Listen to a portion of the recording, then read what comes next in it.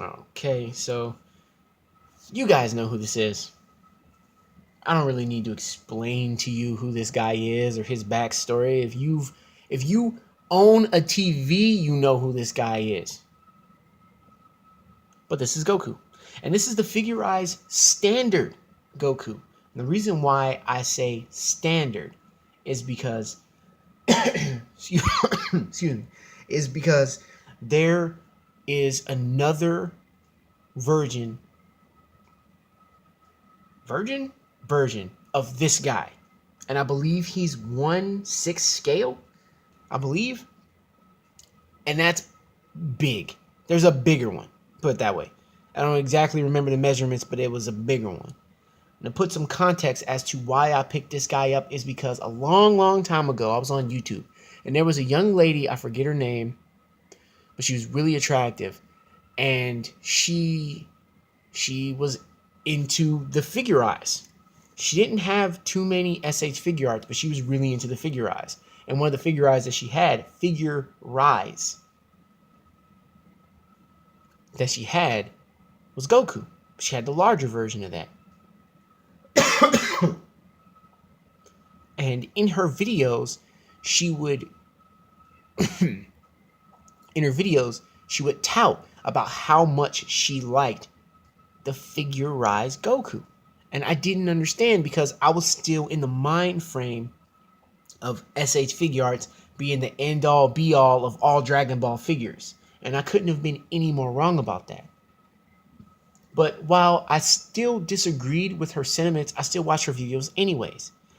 And the more she went into why she cares for Figurized, I don't want to say the more I started to see her point of view, but it made me privy to the fact that these things actually exist. For those of you who are unfamiliar, this is not an SH Figuarts. This is not. This is the Figurized standard Goku. This is a model. Very similar to Gunpla. You cut out all the pieces to this guy, and then you put them together. And when you're done, you have a 6-inch figure here. Or a 1/44 scale. Just a little larger than a 1/44 scale. A Gundam figure. Gundam model. And after seeing those videos, I went into my local Barnes & Noble and I saw this guy on the shelf. So I figured, you know what?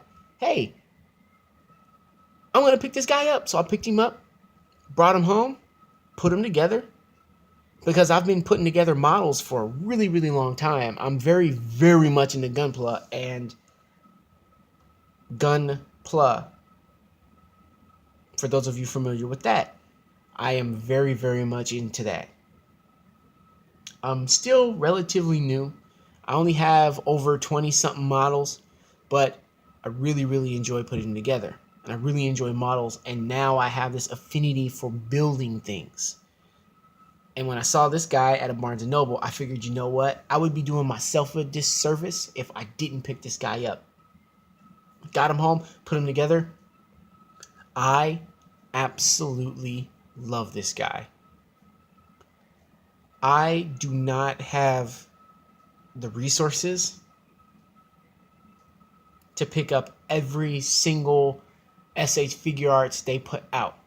So to put it sort of on a smaller scale, this guy is like SH Figuarts on a budget. He can do all of the same stuff that SH Figuarts can do, but half the cost. And I'm very happy to hear that they're making more of these, including Cell, Frieza, which I do have, which may or may not get a review, Majin Buu, Fat Buu, Kid Buu, Vegeta, Trunks, and there's a few others they're making. So I got something to look forward to, and they're within my price range, ranging from $18 to about $20, $18 to about $20, $25. That's reasonable. That's very reasonable for this guy. Goku is not my favorite character, and I'm not trying to pay $40 or $50 for SH Figuarts Goku. Piccolo, maybe, because that's my favorite character. But Goku, not so much. But after putting this guy together, after bringing him home and putting him together, I couldn't be happier with this guy. In my opinion, he's just as good as Sh-figuarts. And I don't know what it is about model kits, but I feel like if I break this guy, I can do something about that. If you break an Sh-figuarts, you are shit out of luck. That thing is just broke. So now you got to spend another $30 or $40 to replace that figure. This guy, I could just go down to Barnes & Noble. Or if it really came down to it, I could just flip another one for another $18. So it's of no detriment to me if something happens to this guy. Not to say that I'm going to be irresponsible and try to break him on purpose, but I can put him in more dynamic pose. I can put him in just as many dynamic poses as the Sh-figuarts without any fear of me snapping this guy into a million pieces. But all of that said, let's get into the articulation of this guy. Okay, so starting with the arm. Okay, now it's sort of double jointed. Get you out to about right there. It's got a bicep swivel here. It's got a ball. It's got like a ball peg deal, very similar to Gundam's. Inside the shoulder piece, this shoulder piece is two separate pieces. But it can get you to about right there. Get you to about back about right there. But you can get you up enough so that way he could do something like the Spirit Bomb, or it gets you back enough where you can do like the Kamehameha Wave. So the arm going into the shoulder piece, this shoulder comes out. So that way you could get the effect of the Kamehameha Wave as far as his arm going forward. And you being able to, you know, get that pose. Then you can go back in. It looks fine. As far as the wrist goes, the wrist is on a ball peg, which is connected inside the hand. Excuse me. Wow. Ball peg connected inside the hand. The ball peg is connected inside the wrist. The ball peg is connected to the hand, which is inside the wrist, because I understand things. Moving up to the head. The head can go back about, not the head can go around 360. The head is also on a ball peg, which is inside there. Also, the head is connected to some hinges in here, which can get you up to about that far for looking down. And then get you about to there, which is fine. Also, this hair piece, I'm not going to do it. The pieces of his face and his hair are in a separate bag, and I don't really want to dig it out. But this hair piece can actually come right off, and you can use that to replace the face. The face just pops right off, and then he has an angrier face, which you can pop right on. The thing I like about this, more so than maybe, let's say, the Gundam models, is the fact that each individual piece of his face, or not each individual piece, but his eyes are actually separate. If I could just get in close here. Focus, girl. There we go. His eyes, as you can see, are separate pieces that connect into his face. And his eyes are also separate pieces that connect into his face, as well as his eyebrows. So you don't have to deal with stickers or paint chipping or coming off, because they're plastic and they just insert right into his face. And he also has a concurrently he has an angrier face where his mouth is open, and the tongue is actually a separate plastic piece that just connects right into his face, which is fine, which is absolutely fantastic for just the look of the figure and the intricacy of how the face is designed. Now the hair is not all one piece.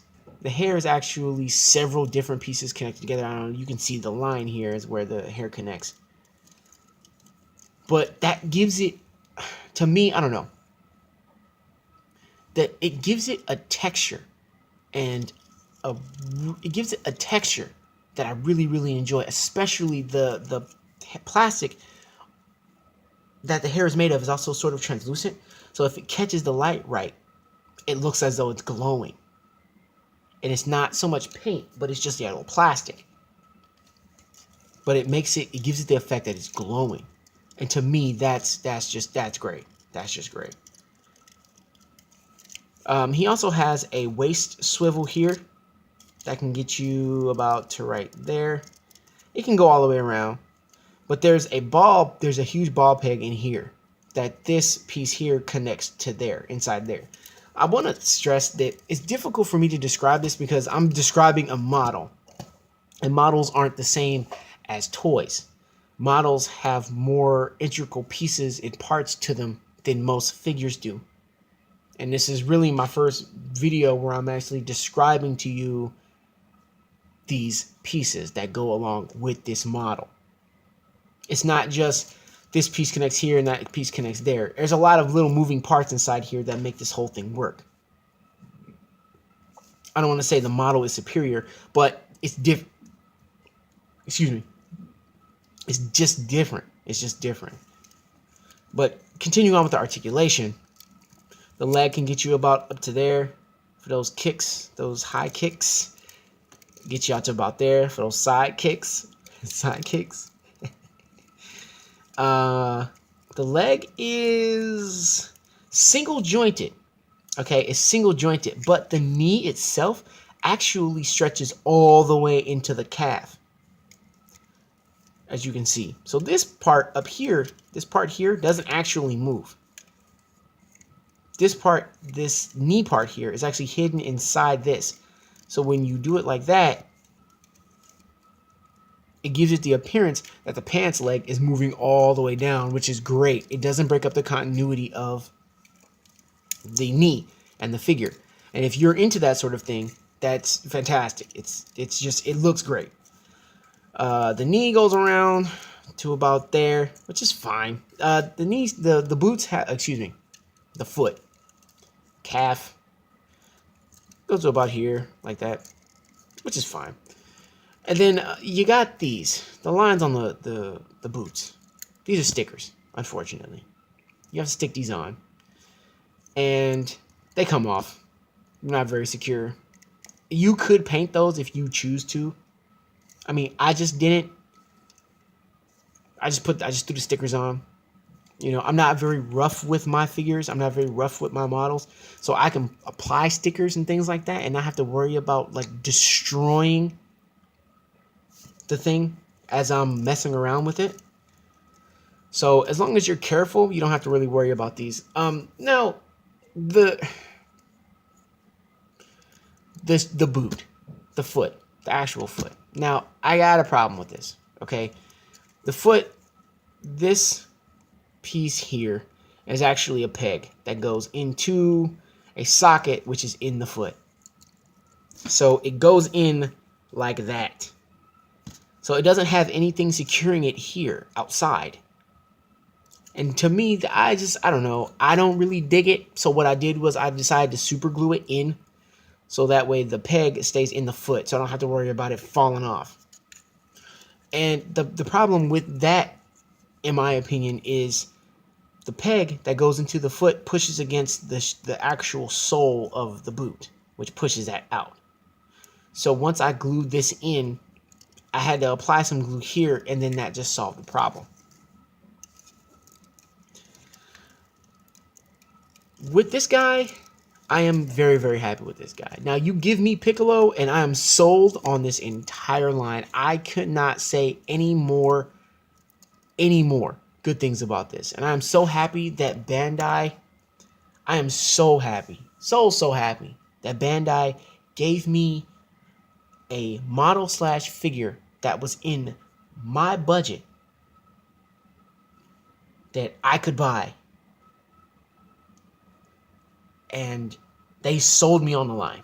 Sign me up for Vegeta. Sign me up for Cell. Sign me up for Trunks. Sign me up for any one of these guys from the Dragon Ball series that you're going to make for Figuarts Bandai. Standard. Sign me up. Because you got me. You got me. I didn't think I was going to like this guy. And years ago, when I saw those videos from that girl, I forget her name. And I do apologize. But I didn't get it then. I did not get it then. But I get it now. It also came with a lot of different accessories that I have no intention on using. But, you know, it gives you a Kamehameha blast. It gives you like an energy ball, but it's all made of plastic. I would prefer to just edit those effects in because I do toy photography and I also do special effect edits on my pictures. So I would much rather use those than the actual energy effects that they give you. It also comes with a flight stand that works relatively pretty good. You can use that to proxy for other characters. It also gives him the illusion of flight, hence the name flight stand. But it works like a champ. It's good. The joints are tight on the stand. And, you know, it's the best thing that you can get with the figure. And I'm glad that they included it with the figure itself. So, like I said, this guy's a beast. If you can't afford Sh-figuarts and you don't mind putting together a model, get this guy, pick this guy up, put this guy together. And this will be, in my opinion, the only Goku that you'll ever need. So, until next time, follow the Slipstream.